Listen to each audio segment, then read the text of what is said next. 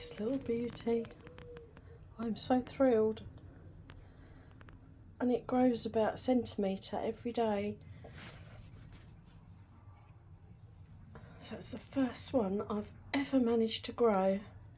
I've got a couple of peppers here, but I cannot get rid of the ants. Of course, you can't spray them in the greenhouse because that'll harm all the plants. Oh, another one under there. I don't know if you can see that one. Well, I've just discovered this one. This is on the other plant, so I am more than happy. Look at my Scotch bonnets going red.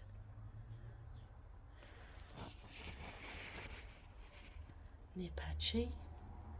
Just love the colours. And I'm picking so many tomatoes every day, and they seem to red up during the day as well. Little tip, if you put some overripe bananas down there, they emit a gas that helps the tomatoes to ripen. There's one down there I'm going to pick. I don't know if you can hear that buzzer, but that's my dinner.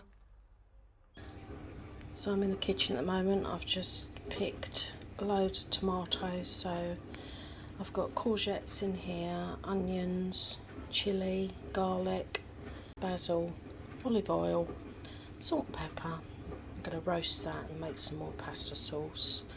And while I'm doing that, I'm listening to one of my favourite gardening channels. So Ali, I'm watching you at this very moment. You're entertaining me while I'm in the kitchen.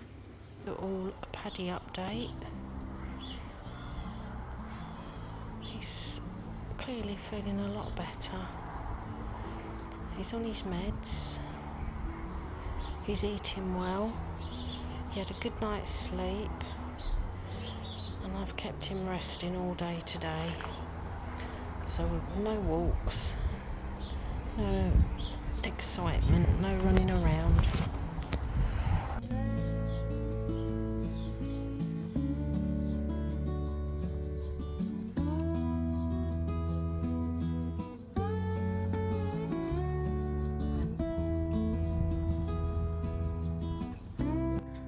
So these are just outside my back door.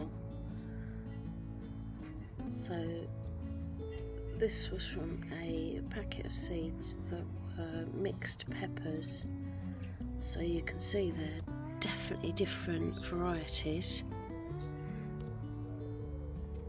but these are looking good. And these are Roma. This plant here was a sucker that I potted up and has taken, so that's seems to be quite happy in this position. These carrots I sowed a few weeks ago, and they seem to be flourishing in this position as well. And this is the shadier end of the garden, really close to the house, but because it's been so hot, it's been probably the best place. And this was the supermarket potatoes, Maribel. They're quite spindly compared to the main crops, but yeah, see what they produce. Now I've taken my eye off the ball with the chard and the kohlrabi, which has grown so much that the butterflies have managed to lay their eggs through the netting. I don't know if you can see that little fella down there. My finger there. He's chomping away, so I need to lift the net and sort this out. Oh, he's a bit of a monster as well. He needs to come out. Oh, it's covered. Look at that.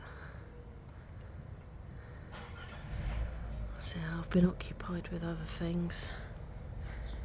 You only have to take your eye off the ball for 5 minutes, I can tell you. Now this is an absolute mess under here.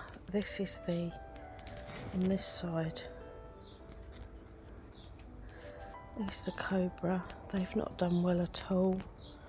They've got the mosaic virus and it's really overgrown, but I do think the hedgehogs are hiding in there.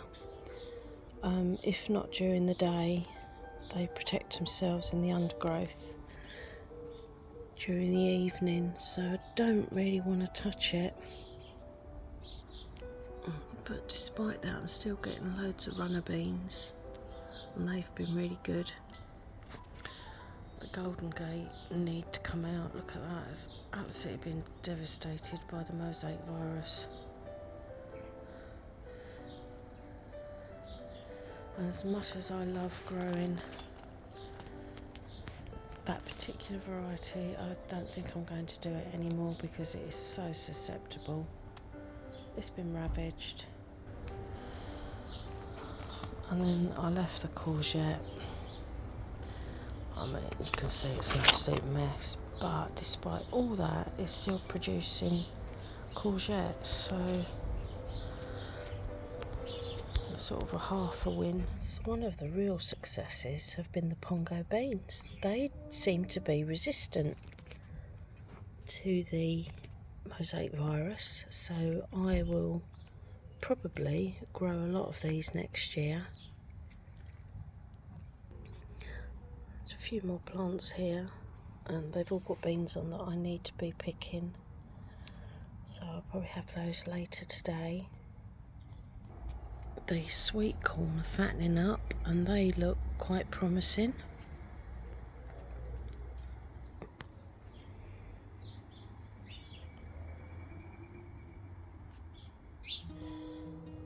Apples are looking nice. I don't think they're going to get much bigger, but they look like they're ripening. Might have to try one of those. And despite the health of the tree, they've done okay. So these were the Amsterdam Forcing 3 carrots. Most of them are gone now, but they've been absolutely delicious, so I'll definitely grow those again. This is my main crop potatoes. This is the Cara.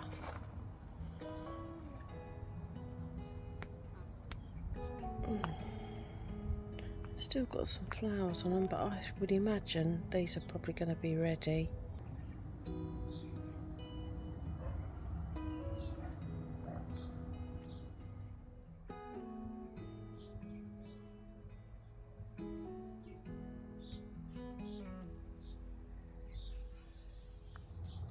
Sadly, the calendula is starting to get powdery mildew.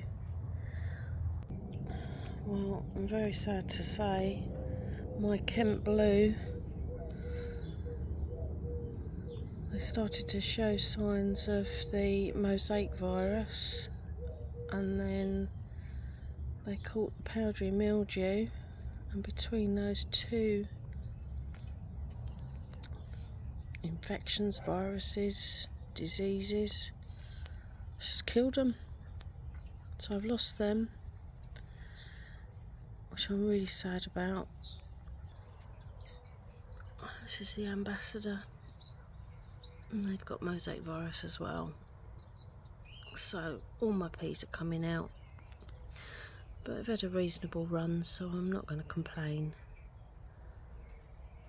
I've got a self-seeded cosmos here, and a tomato which was another sucker. I don't know if that's Alicante or Shirley. And then look at this verbena. I mean, it's gone wild, but I haven't trimmed it back because the bees absolutely adore it. And I've now got a hummingbird hawk moth visiting the garden.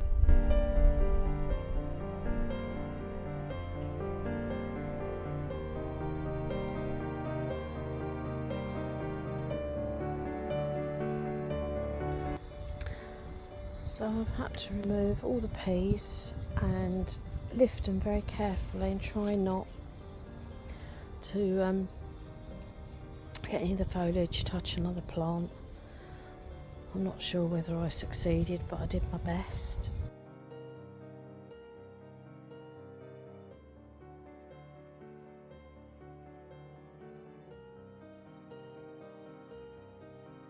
I removed the golden gate.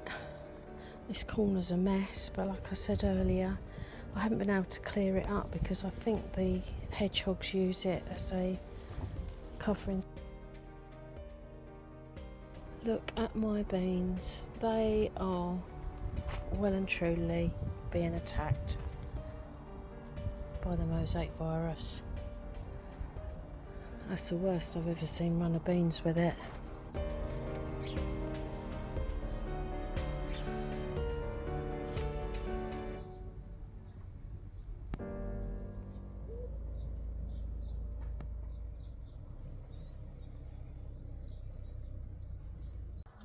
Right, this is for you, Andrea. I'm going to pick my first sweet corn of the season. Let's see what this reveals. I have picked fatter ones than this in the past, but we've had a funny old year. Look at these tassels. That's not bad. So that is going in the pot.